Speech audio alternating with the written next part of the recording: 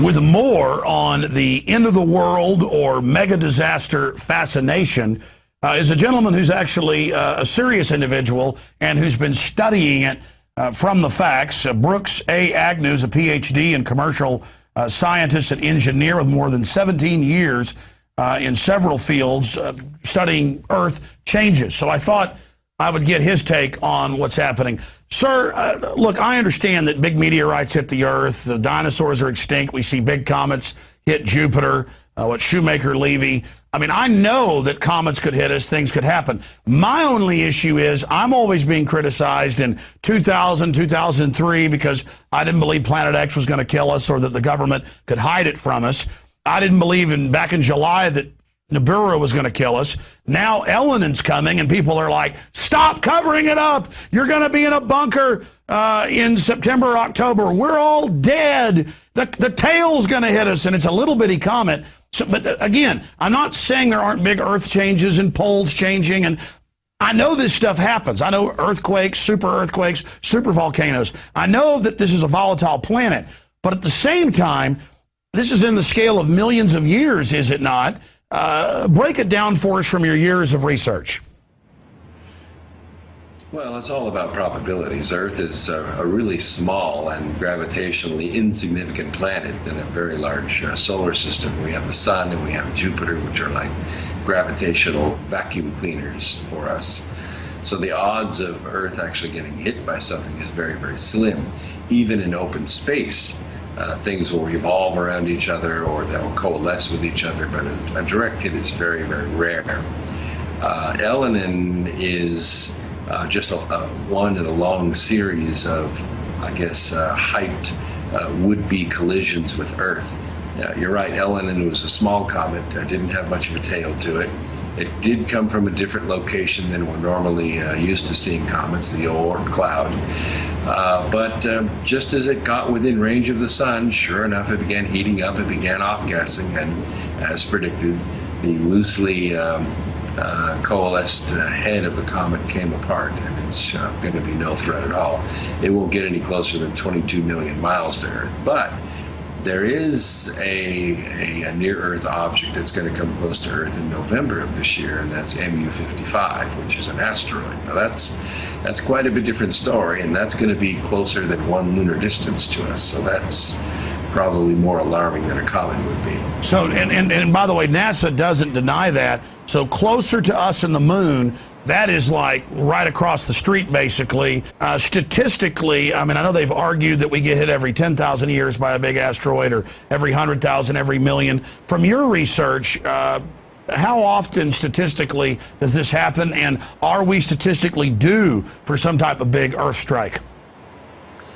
Well, statistics can be easily manipulated. There are a lot of near-Earth objects to varying degrees, but are they in a trajectory to cause Earth a problem? We have Trojan asteroids in our own Earth orbit that are ahead of us and behind of us, but they're at what we call limits that allow them to be equal between the sun's pull and the Earth's pull. They're called Lagrange limits.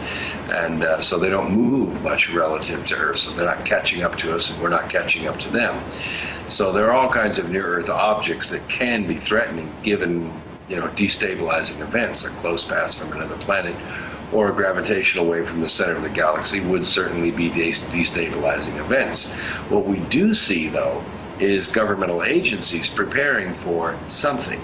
The emergency alert system, which is the emergency broadcasting system on steroids that allows them to take control of all media with the exception of the internet and cell phones, is going live November 9th of this year, the same day that MU-55 is at its closest to Earth. Now, if the elites knew that this asteroid was going to hit with this trajectory, I would imagine they'd deploy nuclear weapons to space, which we know they can do, and knock it out or put astronauts on it to intercept it and put thrusters on it. Or could they use something like this asteroid to hit the Earth and use that as a distraction from the financial collapse that they're basically engineering?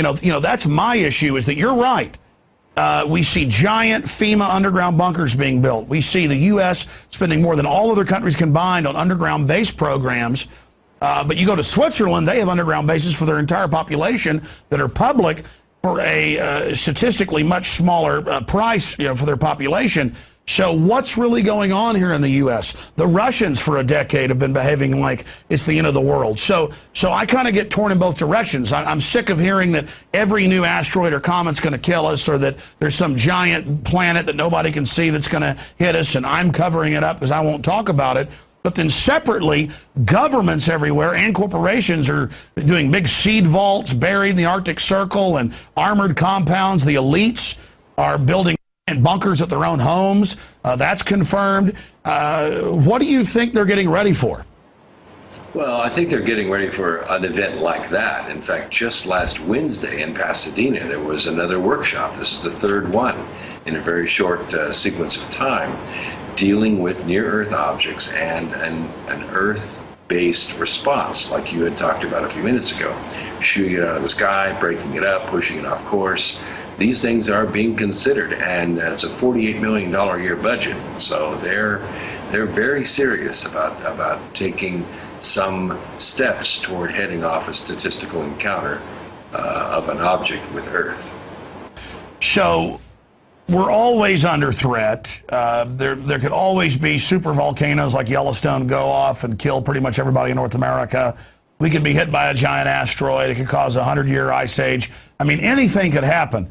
But the big issue you're concerned with, and I do agree with you that the evidence is there, governments are snatching up food, seeds, building bunkers, arming themselves, and then saying anybody who tries to individually get firearms or food, we're bad, but they're good for getting ready for something. Why do you think they're putting out that particular line of propaganda, Doctor? Well, I could be misinformation. You know, we see the messages that are put out by NASA to their own employees. Get yourselves ready, have an escape plan, don't depend upon the grid, don't depend upon cell phones, you know, get your families together. We care about our family and your extended family. And these are just, you know, emergency readiness messages that go out to their own employees. Add to that the fact that we do see NASA's budget being cut on traditional programs like exploration of the moon, exploration of Venus, and yet we see scaling up of programs to deal with near-Earth objects and atmospheric disturbances, and even solar flares. In fact, just a couple of weeks ago, the Department of Defense completed a study where they determined that all 500 installations in the United States are vulnerable to a grid interrupt from a solar or a geomagnetic storm from the sun. So they're taking measures to head that off, to try to remain secure during those events. Now, you've also been a leading researcher and expert into HAARP, and I know that that's real and is involved in all sorts of manipulation, weather manipulation, over-the-horizon radar, you name it. But Doc, how does HAARP tie into this? Well, the High Frequency Active Auroral Research Project started out as a minor research instrument based on the North Slope of Alaska. It grew into a multi-level, high-powered weapons system and weapons communication system because it was so effective at moving the ionosphere around, which allowed them to manipulate the jet stream, which allowed them to manipulate weather. It was very good at doing a sort of CAT scan of the Earth, so we could look for reservoirs, so we could look for bunkers beneath the soil, beneath the ground. We could analyze deep strata in the Earth, and we could even evidently put in long wave, high amplitude radiation into the ground and induce earthquakes. So it became the perfect weapon system with no fingerprints. As if it's not scary enough that we have something like that, most of the major countries have HAARP systems as well. And when all of these are in operation, it really throws weather and Earth stability into chaos. Well, that was my next point. I've seen the Eastman patents and the rest of it that you're talking about with HAARP, the U.S. version. But then meanwhile, in Dubai and other countries, they don't even deny that they have it. They just come out, build it, set it up, and start making it rain in the desert. But then undoubtedly that's having all sorts of other chain reaction effects around the world. We have the Secretary of Defense, William Cohen, back in '97, saying, yes, there are tectonic earthquake weapons. There are there are weather weapons. The question is, are they using them? Bill Gates has moved away pretty much from even computers into weather modification, into forced inoculation, into really all these new super technologies.